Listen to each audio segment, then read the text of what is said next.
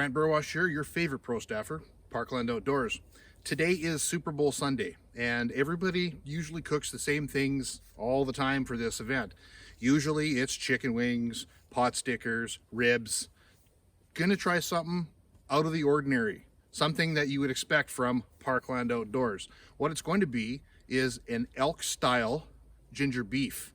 The ginger beef recipe actually hails from Western Canada. It's of an Asian theme, but we're gonna put a really Western spin on this. It's gonna be elk meat. Stick around, we'll see how this turns out. Parkland Outdoors is brought to you by Scorpion Outdoors, Revolution Armory, join the revolution. C3 Mitts, comfort, control, confidence. Accurate Archery by Lawrence. Lone Wolf Taxidermy. Antler Obsession. Train, hunt, eat. Train to hunt, hunt to eat. Black Widow Innovations, always deadly.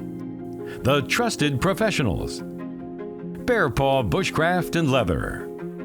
Grizzly Ridge Outfitters. And these fine partners. Okay, mixing up of the batter. It consists of 1 tablespoon white pepper, 1 cup cornstarch, 1/4 cup all-purpose flour, 1 egg,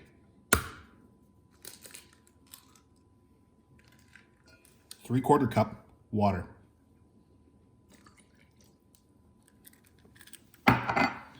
whisk together. This will be your batter. I'll whisk it together until it's somewhat smooth. There you go. Should look something like that. Almost like a pancake batter. Onto the sauce part of the business here. 1/3 of a cup sodium reduced soy sauce, 1/4 cup water, 2 tablespoons of dark soy sauce, not to be confused with regular soy sauce, 2 tablespoons rice vinegar, 1 teaspoon of red pepper flakes. I'm just going to go ahead and I'm going to mix the red pepper flakes in there now for you. And I almost forgot to mention to add 1/3 of a cup of brown sugar, and that's for the sauce. We just mix all that in really nice till she dissolves. Again. This is where our heat's going to come from, our heat and our element of sweetness over here.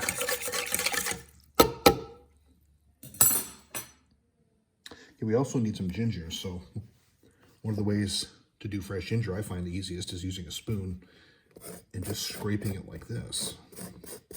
It gets the skin off the ginger quite nicely. It's even nicer when the ginger's really fresh like this. Now I'm going to prep a tablespoon of, using the special little tool, of the ginger. Now that I have it nicely skinned, I take the ginger root and I just kind of roll it around with this neat, nifty little tool. And what it does, it's like a mini grater. It just grates the ginger root down, so it's a little more usable. And like I say, I'm looking for a tablespoon of this stuff. Nothing like freshly ground ginger.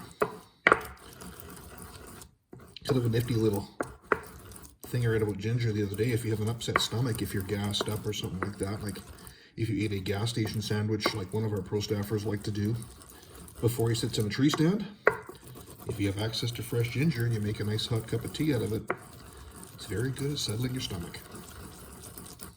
Next up, 5 cloves of garlic, finely minced.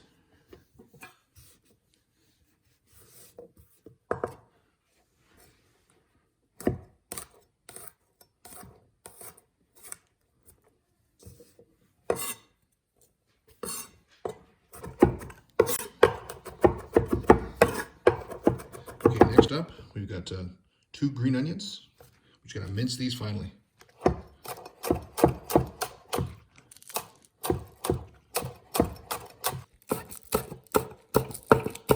This is a beautiful piece of elk backstrap harvest this fall. It's super lean meat, so it's a pretty good candidate for what we're about to do. All I'm going to do is I'm going to come in here. I'm going to maybe trim some of the little silver skin that was left over from the butchering side, and I'll clean that up real nice. I'll cut it into lengthwise strips, about 1/4 inch, and it should be ready to go into the batter. And the first step of the cooking process can begin. Okay, now that I've cut them there, I'm going to cut them lengthwise, and again 1/4 inch. It's probably starting to look like strips that you're familiar with, that you have in any ginger beef restaurant. Okay, so now they are like this. I got a few more to cut, but this is going to give you an idea what it's supposed to look like. Shifting everything over to the stovetop, my Dutch oven is going. I've got about 2 inches of vegetable oil. It's important that you use vegetable oil when you're frying beef. One of the tricks, I'm not sure exactly the whole reason why they want to use vegetable oil, probably perhaps because it's a lighter oil with very little aftertaste when it comes to meat. I've also got over here, I've got the sauce portion that I've made, which consisted of the low sodium soy sauce and the red pepper flake and brown sugar mixture I had mentioned earlier. It is now heating up on the stove. And the reason I got it heating up is I'm trying to dissolve the brown sugar a little bit so it takes on more of a syrupy texture. So when the meat is coming out of the fryer on this side, meat comes out of there and then the meat gets coated, and this will all be served over a bed of rice. So it's all coming together. It's a few steps, but you know what? Well worth it in the end. In goes the ginger beef.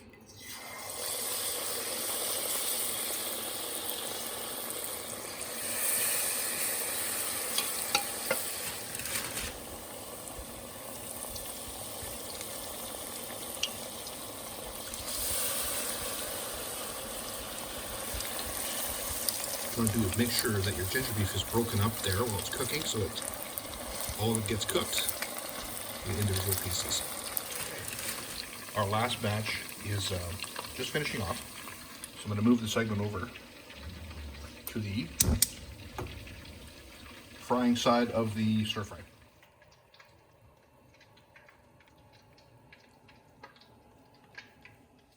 Ginger, onions, garlic, sauce,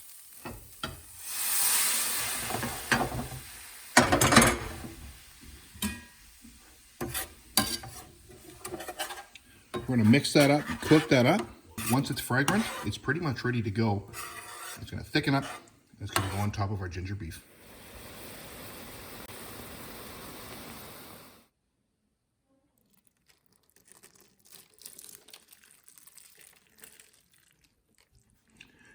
Do is mix it together.